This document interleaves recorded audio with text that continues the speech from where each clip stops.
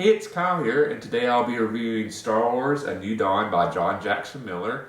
Before I get started the review, just a reminder, if you enjoy this video, please hit that like button, and if you haven't yet, please subscribe to the channel. I really appreciate the support.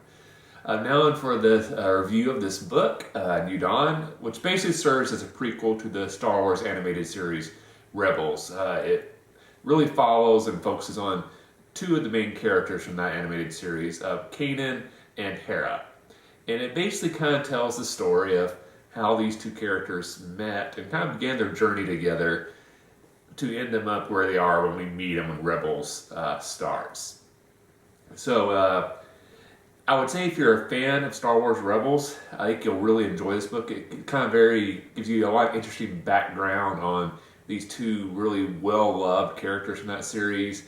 It's an interesting story, and it kind of I really enjoyed seeing how these two characters made their connection. I will say though, if you're not really into Star Wars Rebels, I don't think you'll really dislike this book, because you don't really have to know anything about Rebels to follow the plot in this. It's kind of a standalone story because it is a prequel, so you're not really having to know what happens in Rebels to understand the plot here. But I think a lot of the enjoyment around this book is built around already having a connection to these two main characters. So I'm not sure if you'll enjoy it as much as somebody who's seen Rebels and really loved it. Now, I could be wrong, because obviously I read the book just recently, and I've watched Rebels, so I already came at it from a point of having that knowledge. But I'm just not sure if, you'd become as attached and interested in these two main characters in the book if you did already have this built-in relationship from watching the series.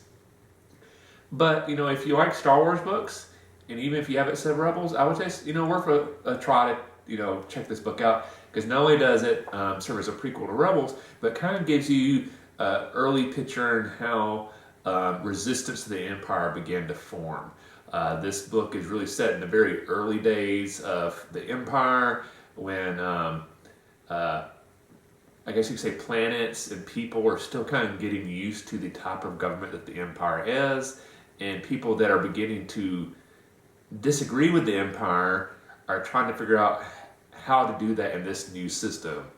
Because obviously the way they used to voice opposition under the Republic is no longer tolerated under the Empire. So people that normally wouldn't have taken up arms against the government are now considering that an option and debating that as if that's the appropriate path to take and how to oppose this new force.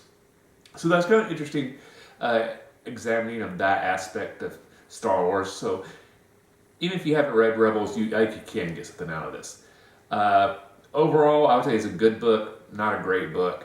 There was a couple parts of some of the side characters that I felt like they didn't really fully develop the characters as much as I would have liked it to in the book, for me to really enjoy it.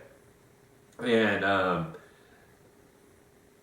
that kind of took away from my enjoyment a little bit, but a couple things I really enjoyed about the book. The setting on the planets, and there's a planet and a moon that kind of serve as the main setting of this. And it's a very interesting concept about this planet and moon are heavily mined, and basically most of the stuff is happening underground, and it's kind of an interesting take, a little more of an industrial area of Star Wars, which you don't really get to look at a ton in Star Wars as like a main setting. The main villain of this book I found very interesting. To me, he was very different than any Star Wars villain I've seen before, because he kind of was viewing the Empire from more of a business side of things and a logistical efficiency side of things. So instead of being obsessed with the Force and stuff like that, this is a guy that's more looking at it by just crunching the numbers and evaluating it that way. And it was a different kind of villain, and I really did enjoy that aspect of it. Overall, it's a good book. I think if you love Rebels, I would highly recommend this book. If you haven't seen Rebels before, maybe read it if you really love Star Wars books, but I'd honestly probably recommend watching Rebels first and then reading this book. But anyway, that's my review. Hope you enjoyed it. Again, if you enjoyed this video, please hit that like button. If you have yet, please subscribe to the channel. I appreciate the support. Thanks for watching, and may the Force be with you.